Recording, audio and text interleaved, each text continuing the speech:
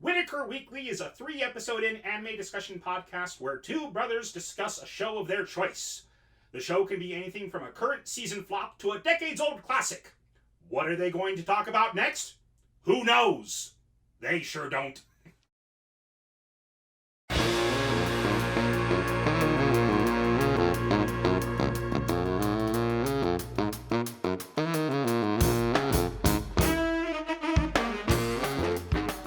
I'm Andrew. I'm Lee. And this is Whitaker Weekly. Let's get right into it. Not much news this week. Not much news we wanted to talk about. I'm kind of interested to see where this goes. This is why I kind of brought it up. Sony is working with Squaresoft to produce a TV series based off of Final Fantasy XIV, which is their most recent MMO game. I've played Final Fantasy XIV. I have it for the PS4 and for my PC, and then I had the first expansion for the PS4 as well. And it's fun. It's a really good game. I'd go as far Is that as to the say one it's- where? Is that the one where one of the mods or something is that you can fly around on a fat chocobo and you have your dangling cake in front of him to make him fly, or cabbage to make him run? In the last area of the of the first expansion, your certain mounts could fly. I had the Magitech armor. I got that mount, and that could fly, and then also your chocobo could also fly. But if you had the fat chocobo, like running around, in order to make the fat chocobo move, you dangled a gistle green, which is like a cabbage. Yeah, they call it a gistle green because that's the food they feed them in that world. Sorry, I'm eyeing Toby because he's sleeping right next to my laptop, and now his tail is brushing the keyboard. And every once in a while, he'll hit his tail hard enough to where it hits a key. So hopefully it doesn't mess anything up. I've got to make some more room for him here because he enjoys sleeping in the sunlight, and this is the one spot where he can sleep in it. But anyways, so you make him run by dangling that in front of him. Well, in the last area, you can make him fly, but you have to you end up dangling a piece of cake in front of him, and he wants it so badly, he starts flying for it. I remember the animation. He's desperate for that cake to the point where he wants it so bad. Yes. Mm-hmm. I may end up resubscribing here in the near future just because there's a bunch of new content. But I don't know. It really depends on content versus time. But anyway, as I was saying, it might be my favorite Final Fantasy game after 6. It's just incredible what they've done with that game. It's awesome. I absolutely adore it. So anyways, I'm kind of interested to see what Sony does with it. It might end up being on Sony's, because Sony is making their own Netflix competition right now.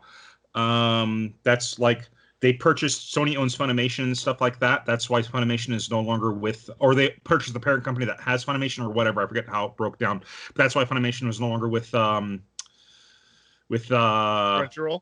Yes, thank you, Crunchyroll. That's why that partnership broke up after a couple of years. Wow. Ended well, but yeah. So yeah, I'm kind of interested in seeing where that goes. Okay. And I guess that's it for the news. Let's just jump right into 3 episodes in. And this being July and this being our first theme month, we wanted to go ahead and tackle Americans in anime. I decided to go ahead and throw you right into the middle of it all. Just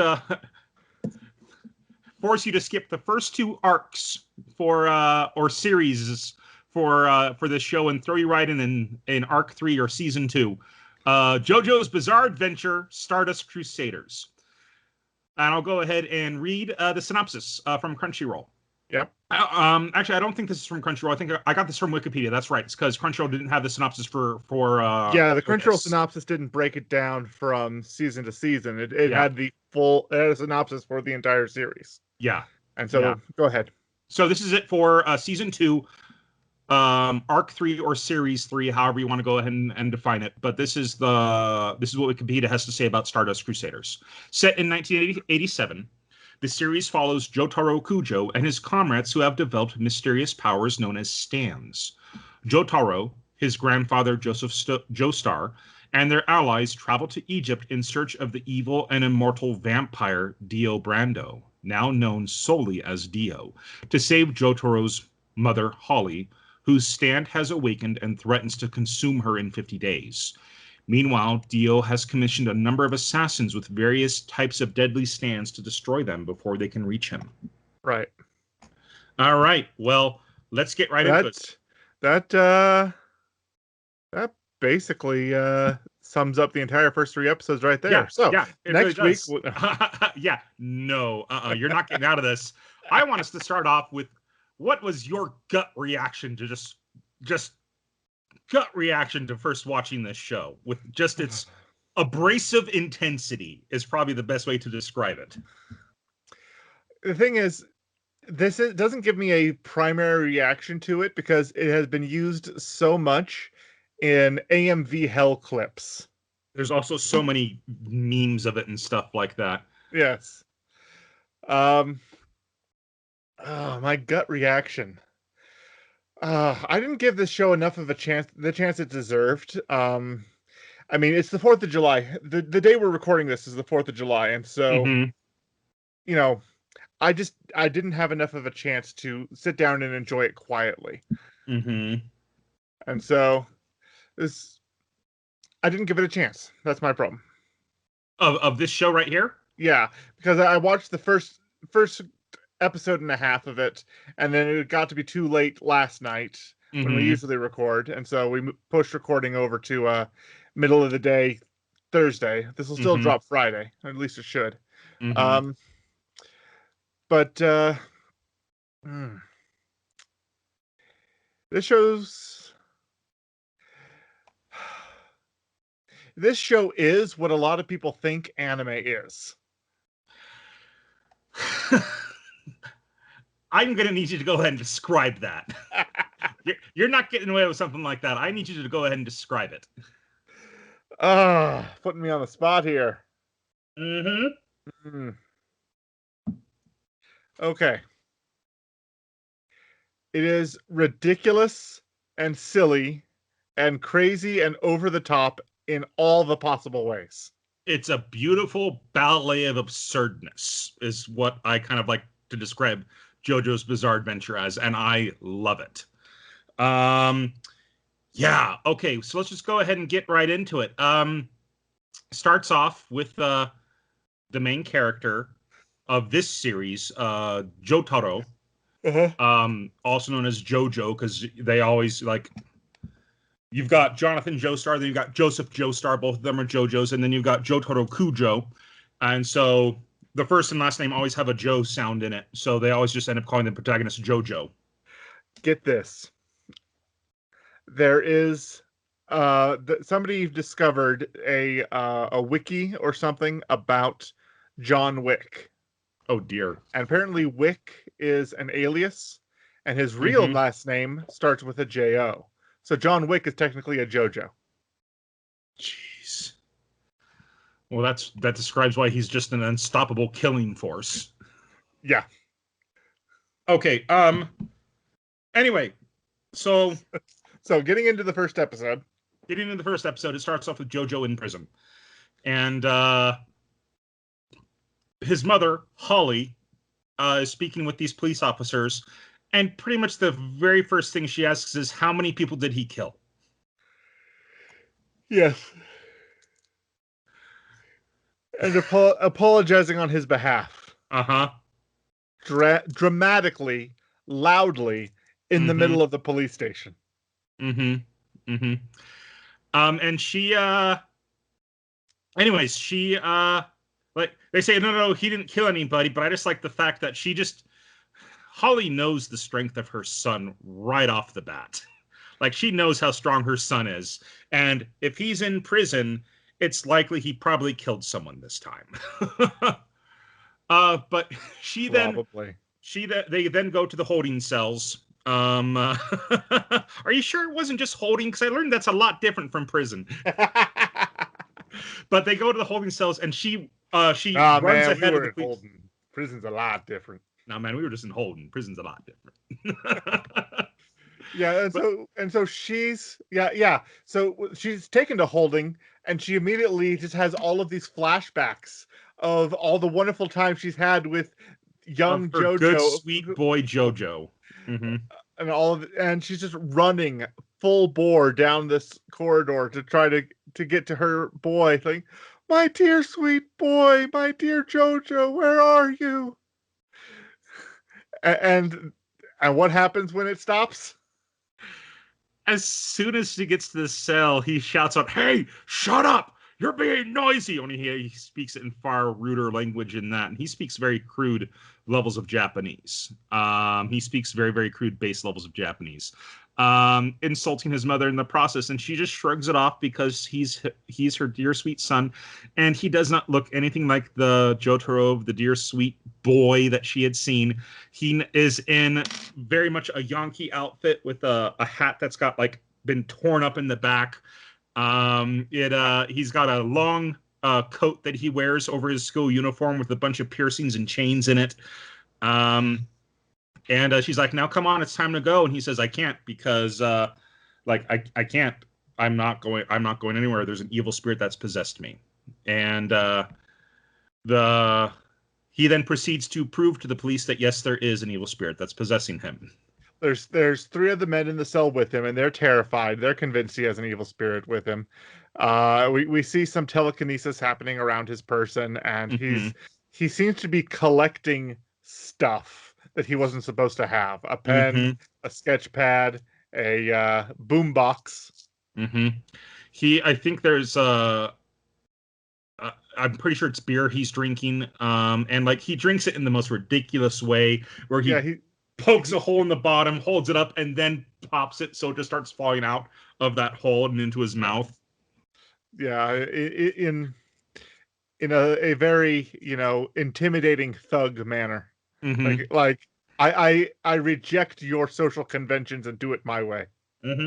Kind of manner. Pretty much. What does he do that? And so the mother has no choice but to call in. Oh, well, hold on. There's something before that. He wants to prove the power of this evil spirit as well. He grabs the officer's gun, or the spirit goes out and grabs the officer's gun. What, wasn't his grandfather already there during that scene? He may have been. I don't remember. Anyways. Yeah. Either way. So go ahead with the. Okay. So yeah, what happens is he tries to demonstrate why he can't leave, and he says, "I can't leave because of how dangerous I am. Watch this." And so the evil spirit reaches out from behind him, grabs the police officer's gun from his holster, pulls it, and the gun is apparently tethered to the police officer in some way as well. Yeah, so it's tied to him. And so the cord snaps, and Jojo, and then the spirit puts the gun in Jotaro's hand, and Jotaro puts the gun to his head and proceeds to pull back the hammer and then pull the trigger, and the spirit catches the bullet before it touches his head. Yep. And that freaks everybody out. And whether or not his grandfather was there or not, I guess that doesn't, whatever. No, his grandfather wasn't there yet, because what happens when his grandfather arrives? Well, okay, so we cut to the airport as his grandfather's arriving, and the daughter's there, and she's 45 years old and behaves like she's 10. Yep. She's very, very much a daddy's girl. So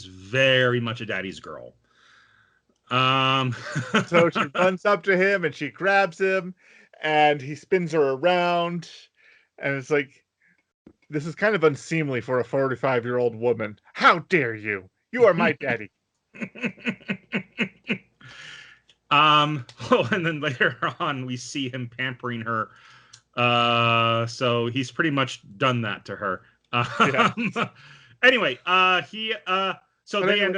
they arrive back in the prison, and he's got a companion with him. He has a dark-skinned.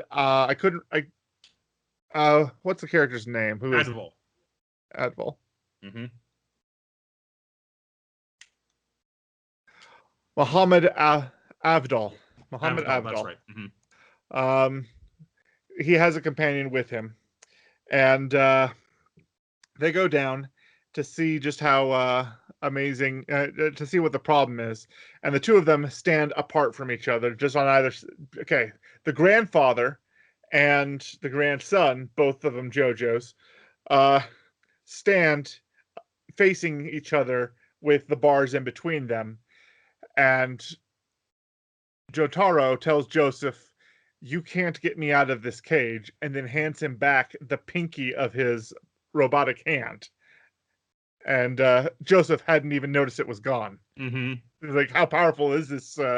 Is his stand that can do this? and so Joseph turns to his companion,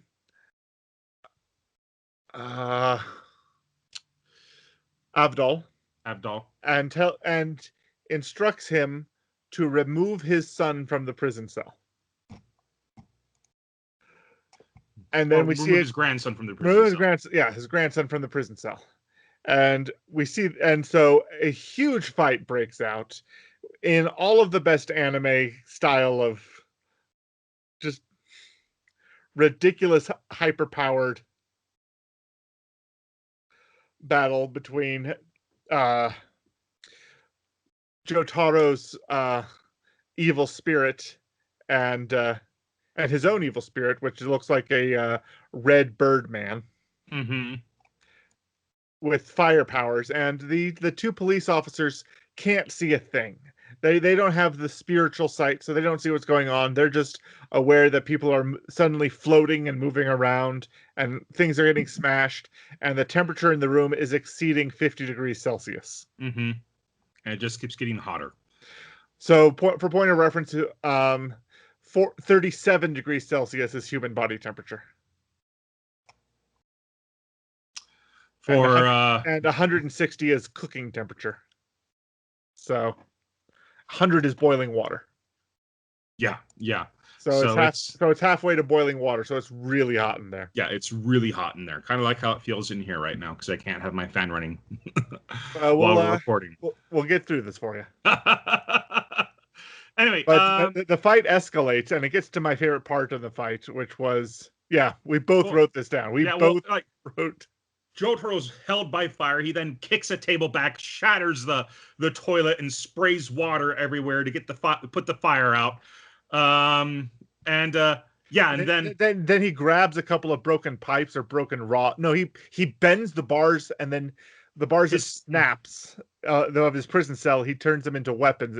He's holding these shanks and is about to stab Adval. Mm-hmm. What happens?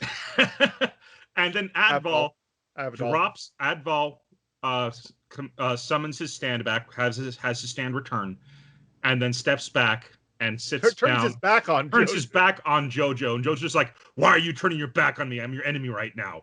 And he's like, as you can see, Mr. Joestar, as he's talking to Joseph Joestar, I've gotten him out of his cell, or he's out of his cell, whatever he said. Yeah, he thinks he's won the fight. I'm done now. Yeah, it's the most beautiful moment. And he sits down and just kind of, cross-legged style, sitting on the ground. And then Jojo comes over. And he's just like, "What would you have done if I had come after you with these?" "Oh, my magician's red is what he calls his stand, is powerful enough to melt it. It wouldn't have hurt me." Yeah.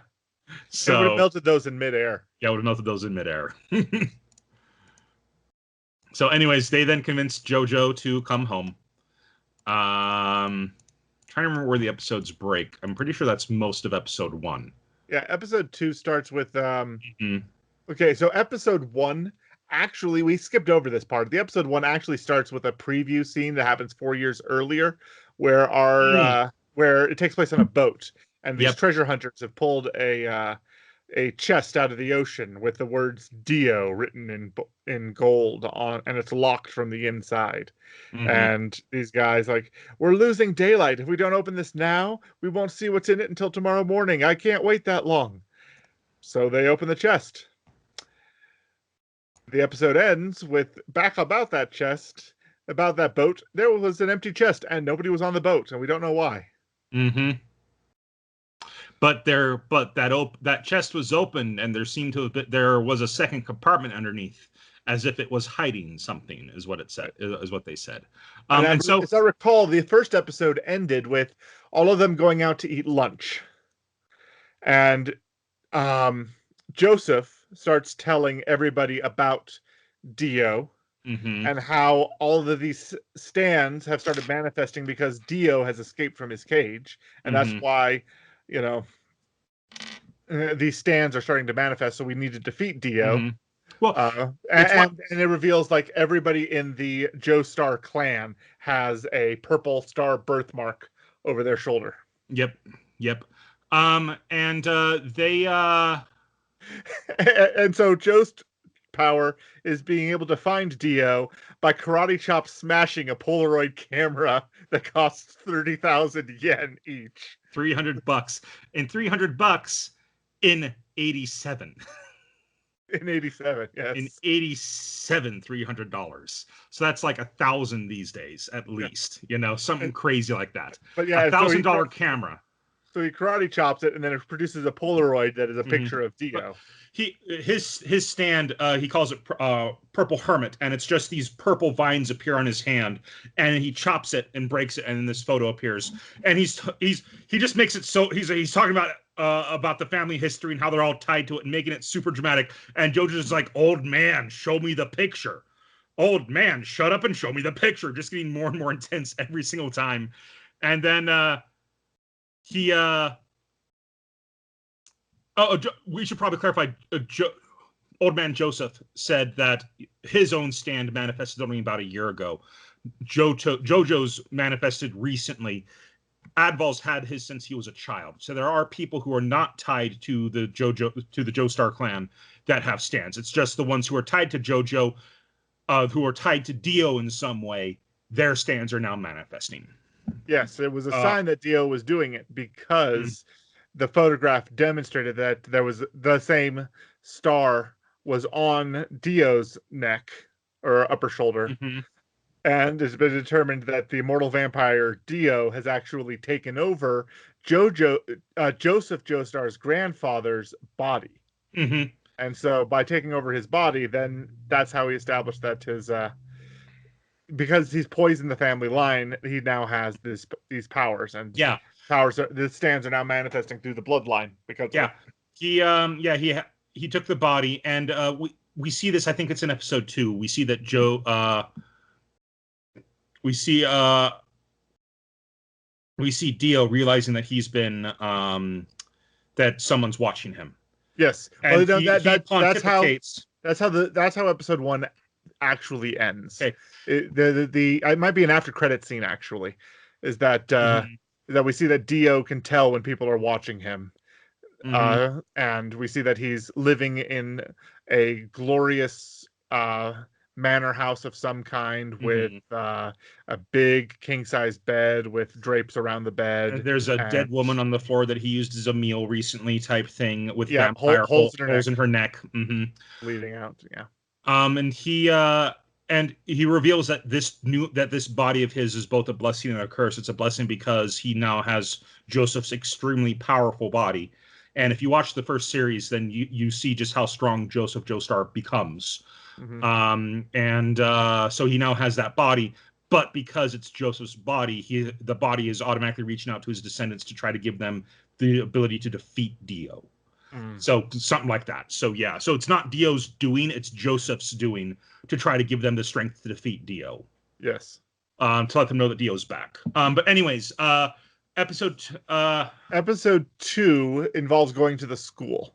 And so Jojo's going to school, and his mother's wishing him well, and he's being an absolute brat to her, talking in the rudest possible ways, and she doesn't care at all. She's just a sweetheart and takes everything in stride. She kisses him on the cheek, and she even says "chew," which is like the onomatopoeia for kissing. Onomatopoeia, however that word's pronounced in Japanese.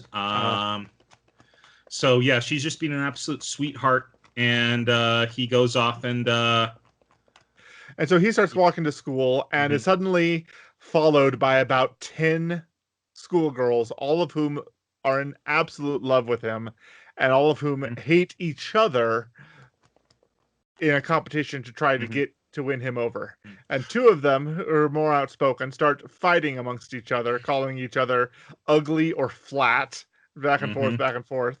And eventually they get so annoying that he turns around and shouts at them, "Shut up, you're annoying." And they both swoon. Says, "Oh, he was talking to me. No, he was talking to me." It's like, yeah. Yeah, it's And while that all happens, somebody is in the shadows drawing him, and we find out that that's Noriaki. And so this is where we're introduced to Noriaki's character. And Jojo's about to descend the stairs when Noriaki, it turns out he's been drawing a painting of Jojo, and then with a red paint slashes at the knee of the painting, and so suddenly Jojo has a cut just under his knee. Right as he's about to take a step, and he starts tumbling down the stairs in the most dramatic fashion I've ever seen anyone take a tumble down the stairs. Oh, that's not even scratching the surface of how dramatic things get in JoJo's Bizarre Adventure. Okay, but he's thinking fast as he's falling down these. It's got to be 5 flights of stairs that based on how far he's going, and eventually he gets his stand to reach out and grab a tree branch and save him and let him land safely. And the girls are all there, rushing down. "Are you okay? Are you okay? Daijobu, Daijobu," over and over and over again and all the girls say something until the girl at the very end goes, "If you want, you can hold my hand every time you go down the stairs." And every other girl glares at her like, "How dare you?" Brave. She said it first.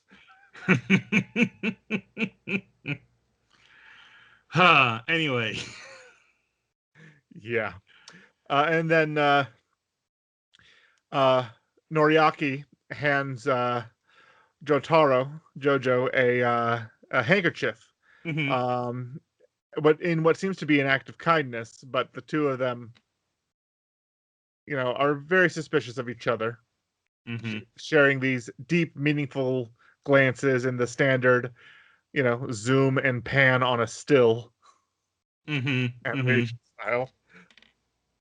And so he accepts it graciously and pockets it, doesn't use it, and then he goes to see the school nurse, who has a couple of delinquents pretending to have fevers so that they can go home, sitting on their bed.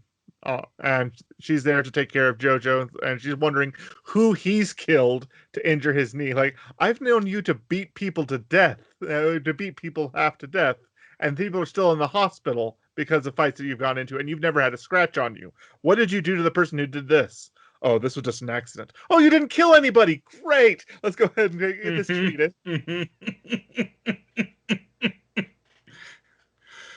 It's actually, yeah. This seemed to be a running gag in the first little bit. Like, everybody is expecting him to kill someone. Yeah, everyone either expecting to kill someone or they just know that they know his personality and he fights. He fights a ton. But anyway, so something happens to her. Well, she's about to cut his jeans to get better access to the scar underneath to stitch him up and take care of him.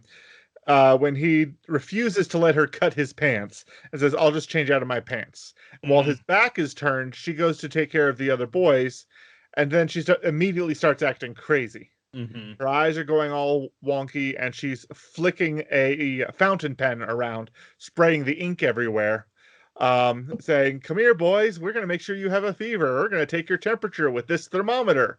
Like, "Teacher, that's not a thermometer. That's a pen. A pen? You think this thermometer looks like a pen? Here, let me give you a closer look." And stabs one of them in the eye. Stabs one of them in the eye, and yeah, it's brutal. It's kind of brutal. I mean, it's in pretty graphic. Yeah, it's pretty graphic. It's it's in shadow. You don't really see, but you see outline, and there's also the sound effects and stuff like that. So it's not for the more squeamish. Right. Well, at least in the broadcast we saw, I wonder if there's a more graphic version available on the DVD. Like, a selling point is to have more graphic versions. Like, maybe. Like, every once in a while, a broadcast version will have either a white or a black streak in the scene that seems to censor unnecessary. Now, sometimes the censoring is there just for the rating or just because it adds dramatic effect, and sometimes it's there to get you to buy the DVD so you can see what's being censored. Yeah. Yeah. So I don't know if, Mm-hmm. but the broadcast we watched, I watched Mm-hmm. it on Verve. You watched it on Crunchyroll, I presume. Mm-hmm. The broadcast that they stream had the gore around the eye censored out in black. Mm-hmm. But anyway, the two students that were in there now run away, and she then turns her attention to Jojo, and she's trying to take his. He's like, "What about you, Jojo? Do you think that this thermometer is a pen as well? Here, let me try to take your temperature with it." And she starts trying to stab him, and he grabs her. We've already established how strong Jojo is, okay? Yes. And she's able to push forward, and he realizes this isn't her. There's something weird going on here because she's not this strong. And she ends up stabbing his cheek Yeah. with the pen. Yep. She starts gouging it into his cheek, and that's Mm-hmm. when we see Noriaki sitting on the windowsill with a marionette Yep. under his control, and reveals that he also has a stand, and he's using it to control her to kill him. Mm-hmm. Mm-hmm. And so the fight ensues between the two of them. Mm-hmm. We should notice. We should say that before she starts attacking the two students, as Jojo's taking off his pants. He finds that as he's taking off the pants, he sees this weird tentacle thing going up her leg, and that's when things start going weird. He does, but he also, that's right. Pants, he pulls out the handkerchief that he never opened up. He opens it up. So again, go ahead and say what's in the handkerchief. The handkerchief reads. There's writing inside of it, and it reads, Noriaki introduces himself and tells him he's going to kill him. Yeah. Mm-hmm. And he goes, "Oh, what's going?" And so he sees all these weird things are going on around him, and that's when the fight starts between him and Noriaki. And so he sees her. So the nurse is coming at him with the fountain pen and is trying to kill him, and her mouth is wide open, and he sees a pair of eyes from inside her mouth. And so Jotaro sweeps her up into a passionate kiss and has his he notices that there's something in her mouth. There's a pair of glowing dots that look like eyes, but it's just two glowing dots. And I'm sorry if I just repeated something you just said. The connection for me was going crazy. It was doing that super slow, super fast thing just now. So I didn't catch everything you said. So he kisses her. Mm-hmm. And then while kissing her, he pulls out, he sends his stand to go into her and pull out this stand that was possessing her. Mm-hmm. The Emerald Hierophant. Yeah, Emerald Hierophant. As we're discover. Did he name his has his stand get named yet? Or is that in episode 3? It's in episode 3 that his stand gets named. Okay. That's right. That's right before they start out on their journey. But anyways, they and so he pulls out his stand and they get into a fight. And he grabs Hierophant Green and starts choking him. And you can see like what happens to a stand also happens to the user. And you see hand marks on Noriaki's neck begins to tighten. But Noriaki's not worried at all. Because he unleashes Emerald Splash, which is this attack that sends out gems. Yes. And it just bursts into Jojo's stand's chest and knocks him down. And Jojo goes flying across the room as well and coughs up blood. Right. But anyway,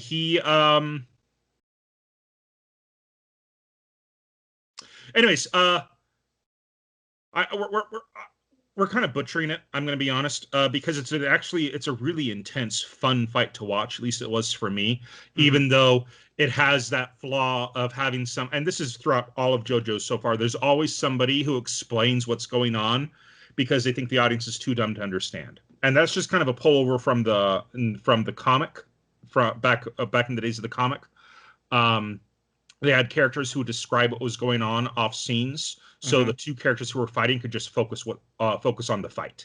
Yes. As opposed to announcing what they're about to do or discussing the fight that they're about to engage in. Yes. And that's not uncommon. I mean, they did that in Fist of the North Star, where people would explain how, body parts were about to explode, or oh yeah. It's like I said, it's just kind of it's a pattern that things kind of fall into. Anyway,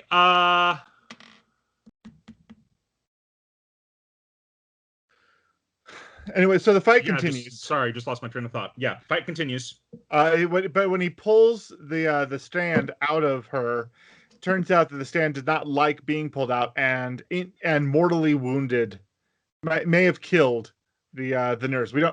It's assumed that it killed her as it was pulled out. There's an explosion of blood. There is. She's lying in a pool of blood, and emergency services eventually get there, but we don't. It's assumed that she's probably killed. I mean, I don't know if we're going to see her. Oh, no. Like Jojo says she's breathing. As long as someone gets here, she'll be fine. Does he say that? He says that. He says that after the fight. So, okay. So, anyways, they have their battle, and well,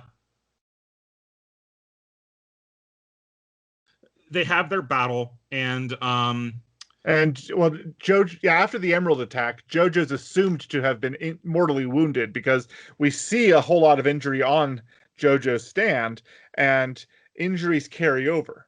Like when Jojo's stand is holding Noriaki's by the head and like crushing it in, he can see his thumbprints appearing inside Noriaki's forehead. Yep. So damage is being carried back and forth. Yeah. And so, but Jojo then gets up. Noriaki's like, "You don't bother getting up. I'm just, you're almost dead anyways. So let me go ahead and just finish you off." And so he starts doing Emerald Blast again. But this time Jojo's stand blocks it. And he's like, "You caught me by surprise last time, but I'm far more powerful than you think." Now, what's interesting is there was a color shift at this point, because before, Noriaki's stand was green and Jojo's stand was purple. But now Jojo's stand is gold and Noriaki's stand is purple. So he's sending out this blast, but it's now purple gems instead of green gems that are hitting him. Could you say that again for me, just because we had another hiccup in our connection? That's fine. So the stand colors changed in the second half of the fight. Yeah.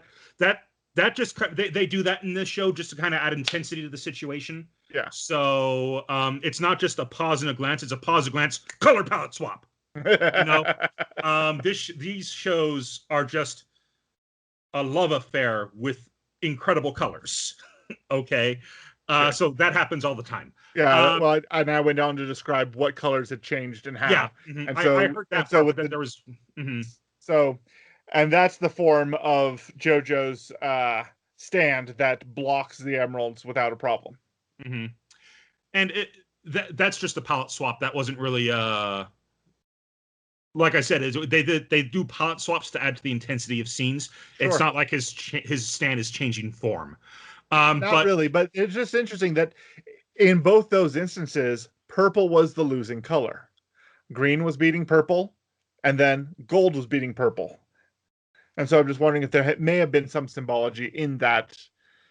There might be, especially since Dio is gold. There might be.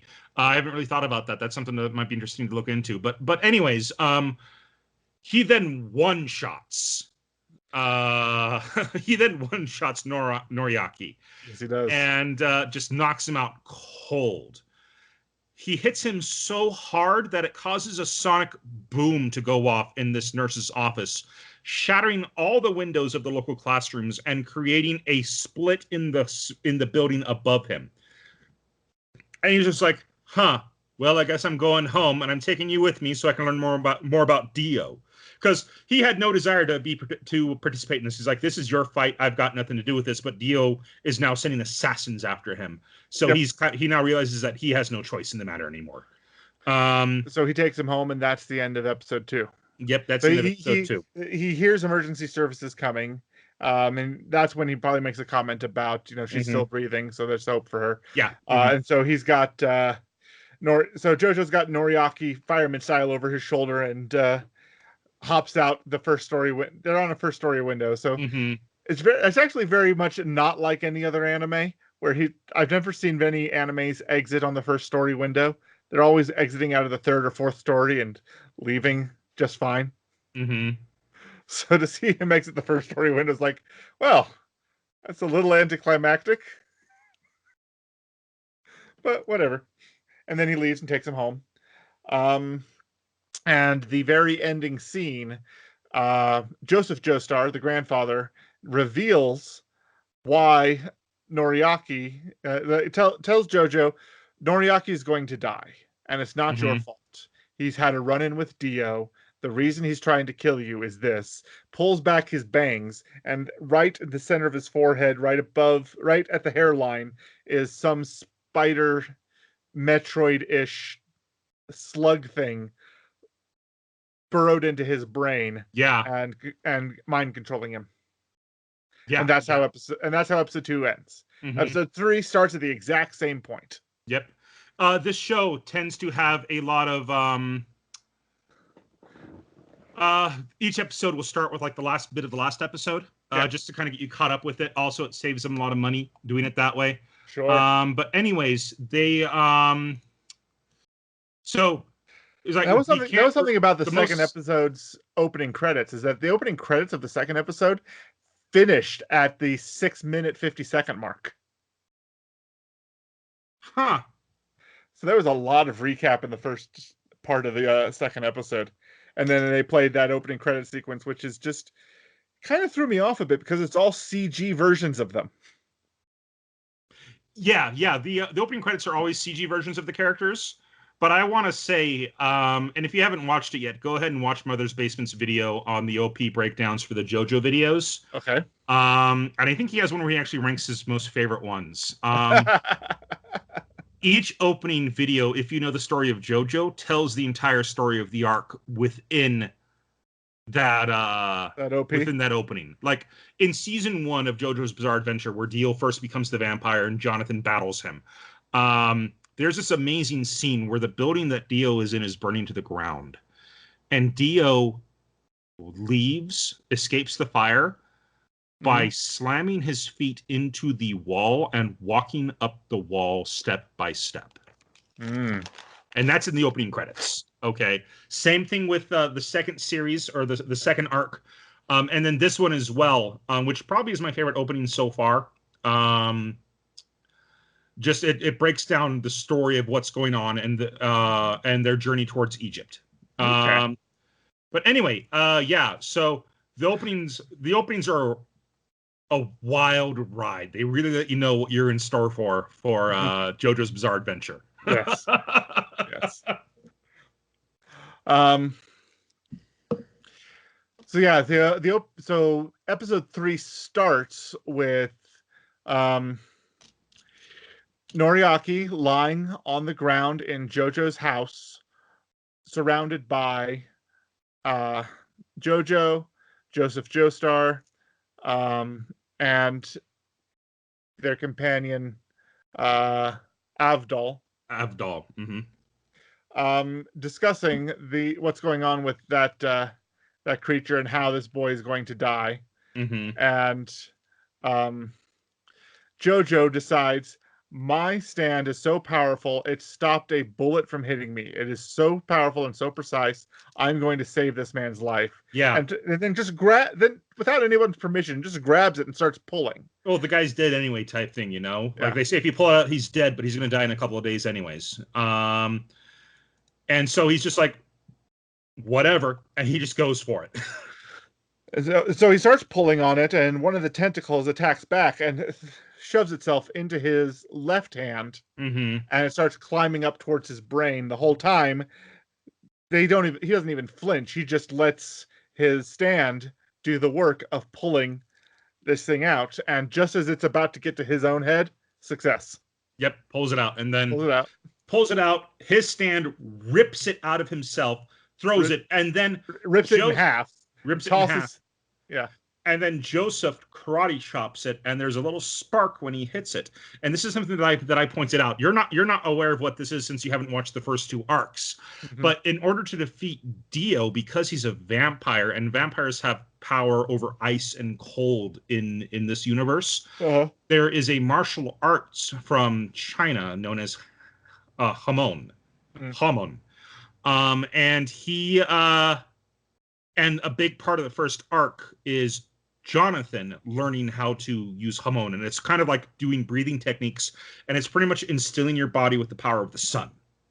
So you can use martial arts to defeat vampires with it.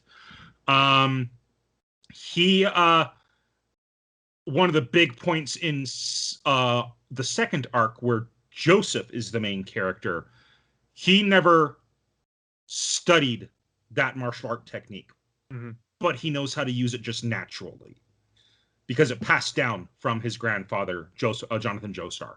And so him hitting that thing and that spark is actually him using Hamon to destroy it. Okay. So, yeah. Neat. And, I just thought that was cool. I wanted to go ahead and point that out, kind of for your benefit and for the benefit of people who haven't watched it yet. But anyways, so...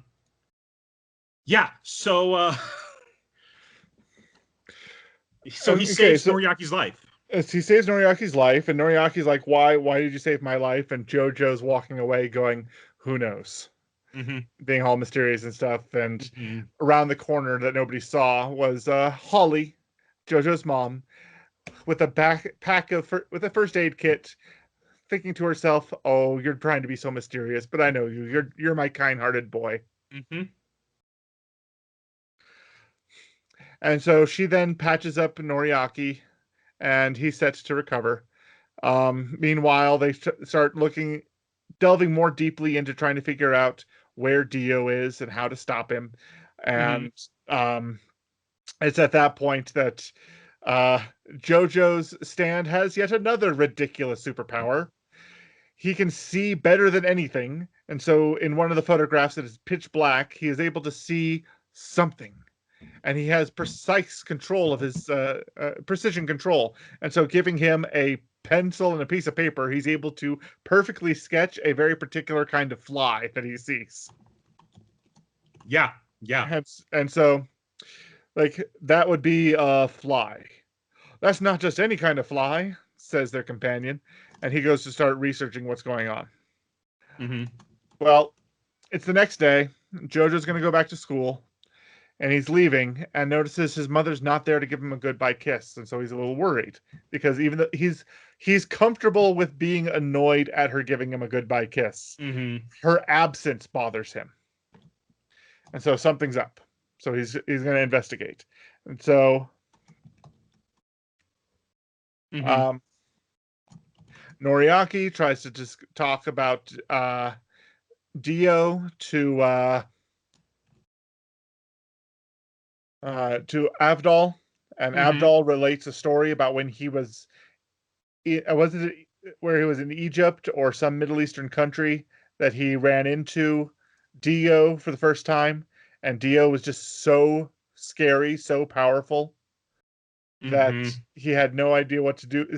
But because he had happened to hear the story of Dio once before, he knew enough to run. Yeah, and did. He felt this eminently evil aura coming from Dio.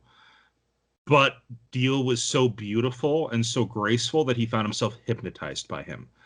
And the only way that he was able to save himself was remembering that this is Dio and he needed to run. And that's what he did. He ran. And just because he happened to know all the nooks and crannies of the labyrinthian streets of the city he was in, he was able to escape. Oh, would you look at that? What? I'm just, every time I have to mention Avdol's name, I'm looking on the Wikipedia page to get his name's pronunciation. And I just recognized a name on this page. What name? The English voice actor for Jotaro. It's Matthew Mercer. I had no idea. I mean, I never really watch anime in English because I'm a terrible, terrible weeb. But no, Matthew Mercer is an incredibly good voice actor. So maybe I'll go ahead and I don't know if Crunchyroll has it in English.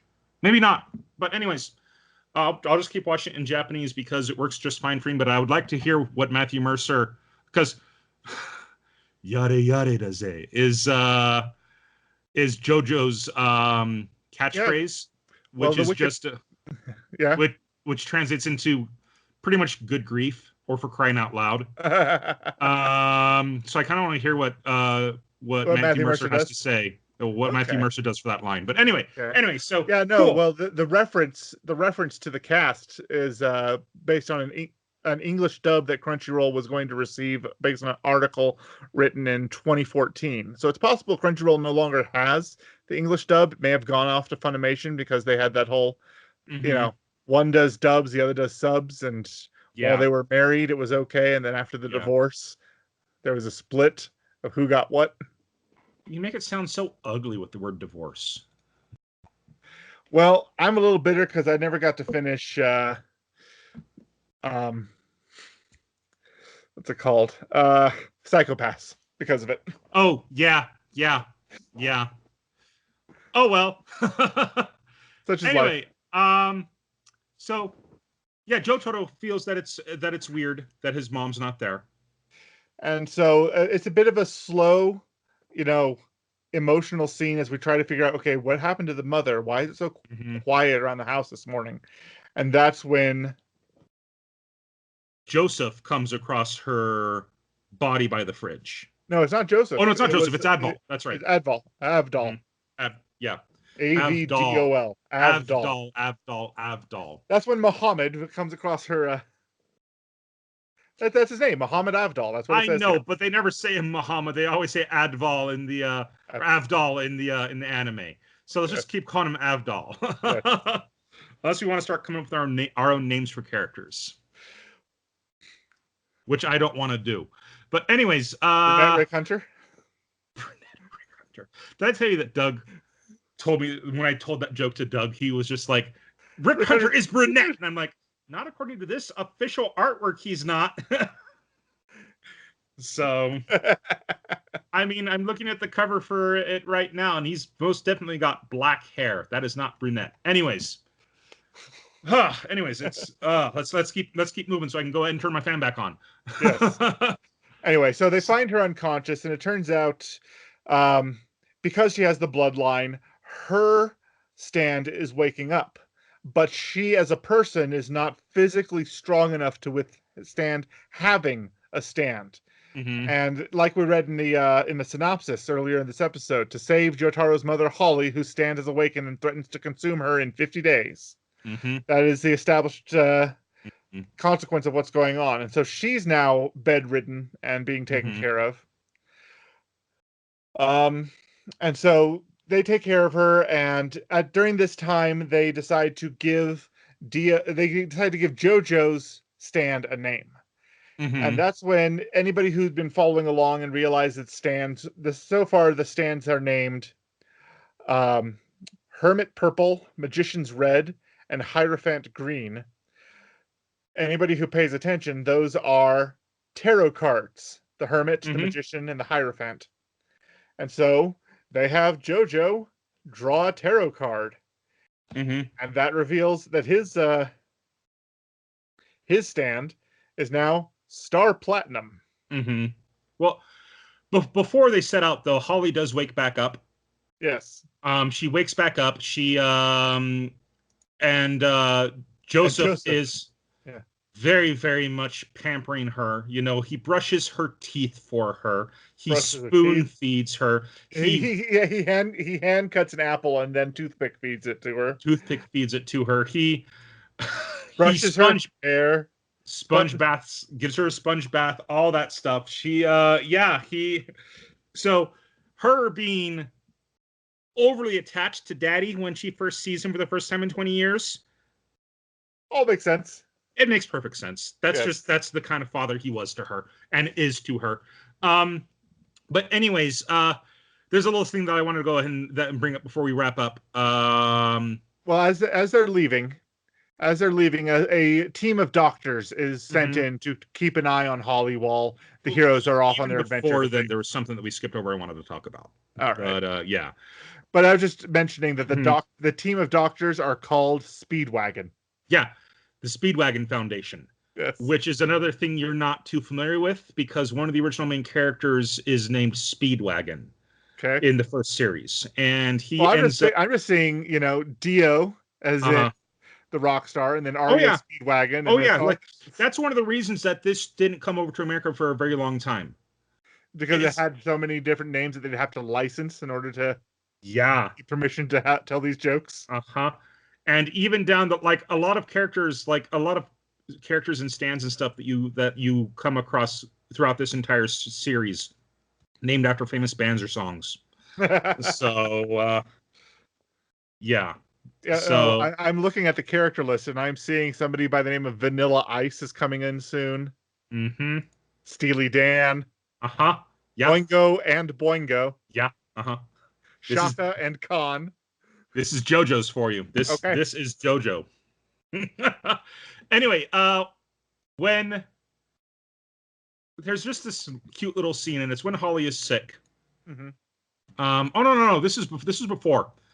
This is before she claps. Is this about Holly's name? Yeah, this is about Holly's name.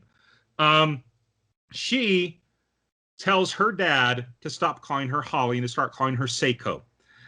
And he's like, "Wait, what?" Because it derives from the same flower root name, doesn't it? So why? Well, it's like, well, Holly is named after this. It sounds like it's holy. And so they called me sacred, which is Seinaru.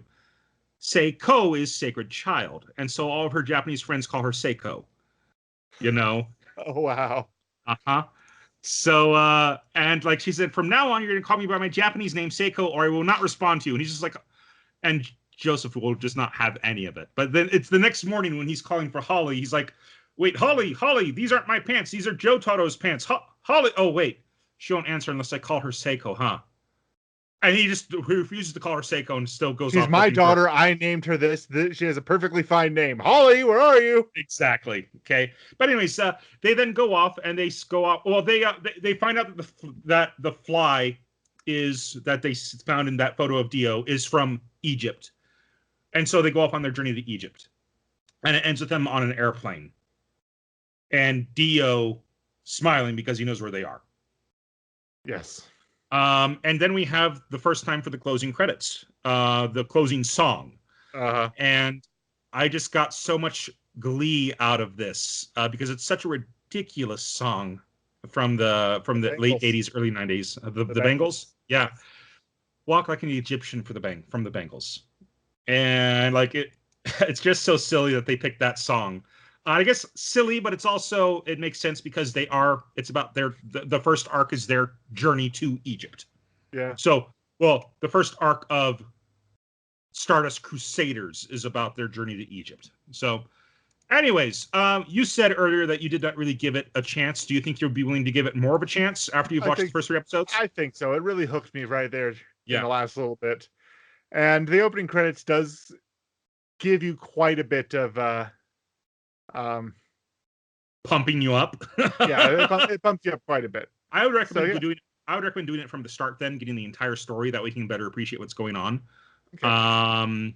But yeah, it's phenomenal. I will say that it is also an acquired taste. It took me several episodes to get into the first one, but now I love JoJo's Bizarre Adventure. It's such a wild ride, and it is so unique. I mean, we said earlier that it's like the personification of everything people make fun of anime for.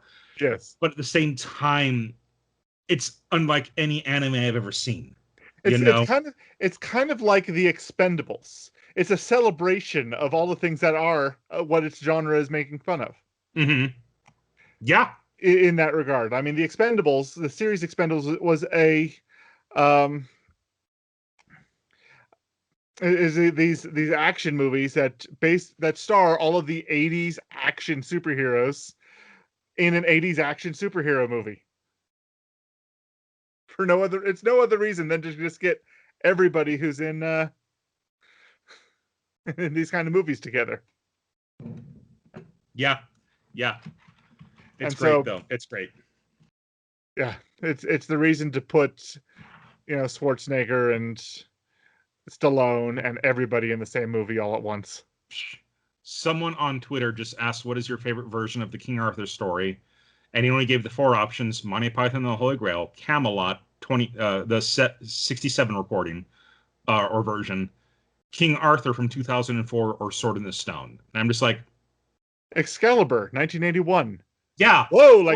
And then he's like, if not listed here, comment with your favorite. And I just literally typed in Excalibur. I mean, yeah. There's an Adam Savage. There's an Adam Savage one day build or something. One of his special web series where he actually builds the Excalibur armor for himself and goes to the guy who built them for the original movie for advice. Yeah. That was amazing. I very, very much enjoyed that. Anyways, so that's it for Stardust Crusaders. Like I said, it's a wild ride. It's also an acquired taste. It may not be for everybody, but everyone who I know who loves it adores. Well, I guess I already said they love it, but everyone who I know who enjoys it adores this series. I was just talking with a coworker about it. So kind of a love-hate relationship. Huh? Either you love it, yeah, you either love it or you hate it. Okay. Yeah. Anyways, I adore it. I'm probably actually going to sit down because I'm actually only about 8 episodes away from actually finishing Stardust Crusaders and then moving on to the next series, which I haven't started yet, which is Diamond is Unbreakable. And a lot of people say that Diamond is Unbreakable is the best JoJo series. Okay. But anyways, yeah, I'm looking forward to, I'm probably going to go ahead and wrap this up since, I've got a couple of days off from work and I'll watch some more anime and stuff like that. But anyways, that's it for our first episode for Americans in Anime Month. What's up next? Well, we're going to follow the adventures of an American in anime by the name of Roy Fokker in Super Dimension Fortress Macross. Later adapted into Robotech, Super Dimension Fortress Macross is a Japanese science fiction anime series created by Shoji Kawamori. The show takes place 10 years after an alien spaceship the size of a city crashed onto a South Atlia island. The spaceship was found and reconstructed by humans who turned it into the SDF-1 Macross. Yeah. So old school. People, a lot of people know this as Robotech in America. Yes. At first, I actually own Robotech, the entire series of it. Robotech took 3 different shows. I can't remember the name of the other 2, but 3 different shows, and then made it into 3 different seasons of TV.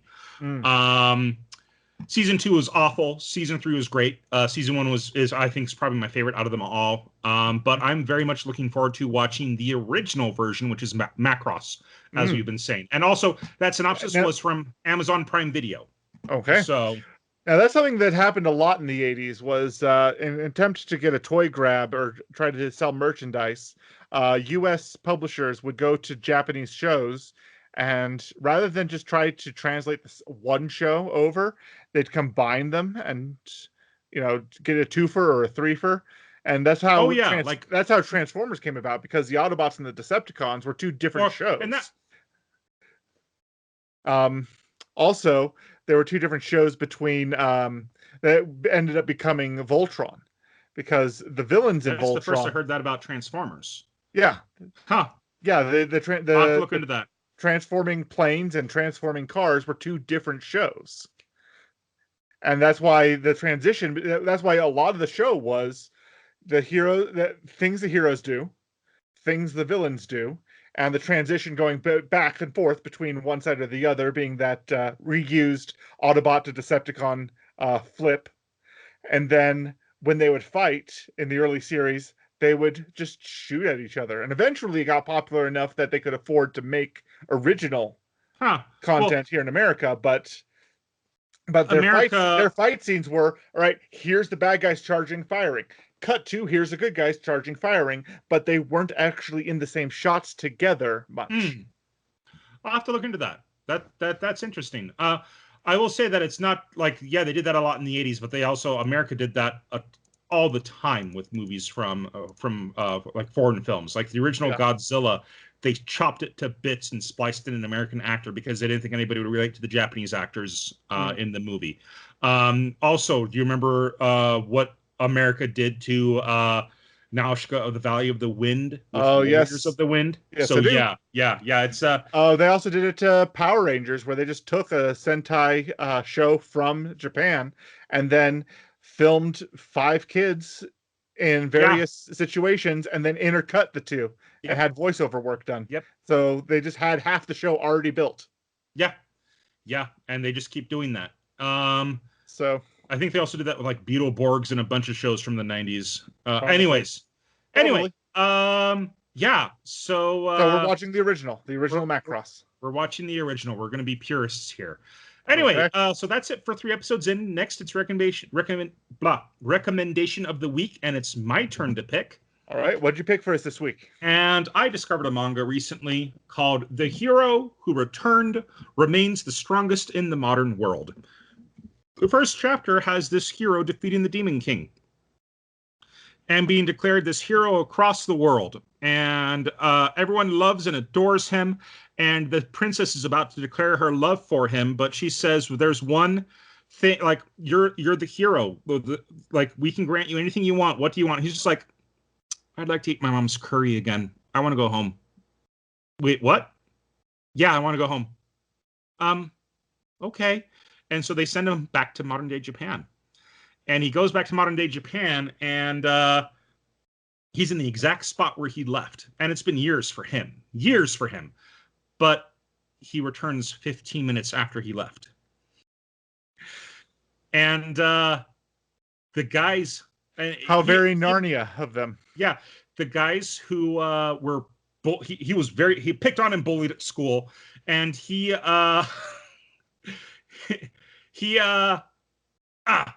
picked on him and bullied at school. He's running from these guys. These guys chase him down. He's hiding in the bathroom from them. They're kicking on the stall, and then suddenly he's gone.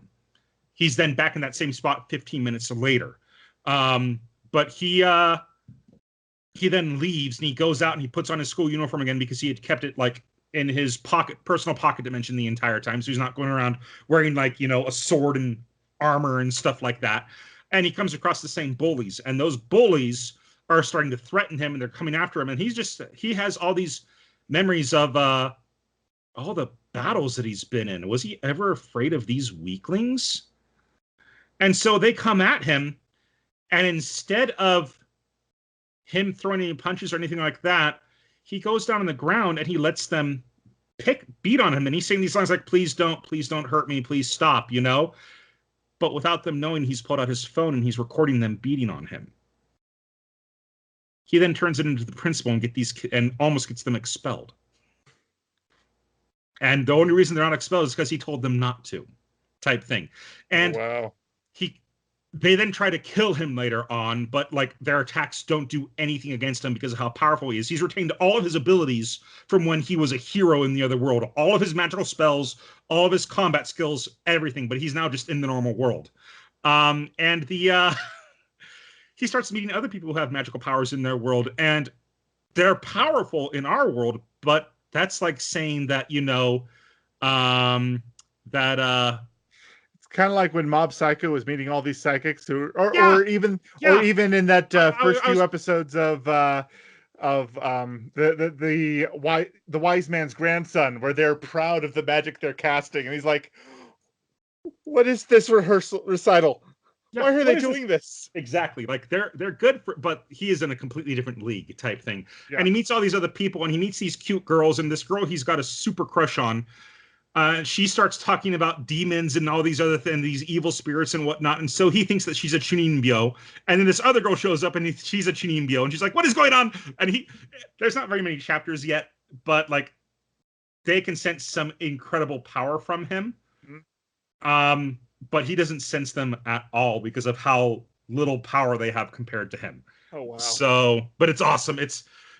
Not very many chapters yet, but it's an absolute delight. I highly recommend it. You can go ahead and find it translated online in your language. And yeah, definitely. The hero who returned remains the strongest in the modern world. Yep. Okay. All right, and that brings us to creator shout out, which is my turn this week, and I'm shouting out to Shen, creator of Owlturd Comics. I thought it would be fitting to give him a shout out, given that recent Jojo reference he made in one of his comics about I don't get sick. Not only do I not get sick, I have an area. My immune system does area of effect damage, and somebody who's sick stands up next to him, and what appears to be a stand comes out of him, and punches some sick guy that's next to him. When instead of it being stars or blood or anything that's damaged, it's green plus signs, the universal symbol of you've just gained health in video games. Like, I'm all better. Yeah. Oh gosh, it's great. But Owlturd comics are fantastic, and seriously, check them out. They're everywhere. He's got a Facebook and YouTube channel, Instagram. I think. Yourself a favor. He's on. He publishes to what's the okay? So sometimes I'm reading Webtoon. I have this Webtoon app that sometimes has manga on it, and he publishes onto that as well. So, but no, check him out. He's everywhere. He's fantastic. Really? Huh. Okay. Yeah. If you haven't checked him out already, then are you really on the internet? I don't know. I don't know. Because literally he's everywhere. Go find him, support him, show him your love. Yeah. And that was most definitely a JoJo reference, that one. Yeah, my my immune system does area of effect damage. And he actually looks like Emerald Hierophant or Hierophant Green. So yeah. That's I'll have to double check again. Anyway, yeah. All right. So I guess that's it for another episode. Wraps it up. Thanks so much for tuning in this week. If you listened on YouTube, please feel free to like this episode and subscribe to our channel. And go ahead and remember to ring the notification bell so you can be notified of future videos. If you like what we do and want to support us, please share our channel with your friends. Where can they find us on social media? Our site, WhitakerWeekly.com, currently has links to our Facebook page, Twitter account, and YouTube channel. We encourage all our listeners to follow us on the social media platform of their preference. And if there's one we're not on yet, please reach out to us on one of the ones we've mentioned, and we'll broaden our scope to include you. All right. Well, that's been it for another episode. I've been Andrew. I've been Lee. And this has been Whitaker Weekly. You guys have a great week.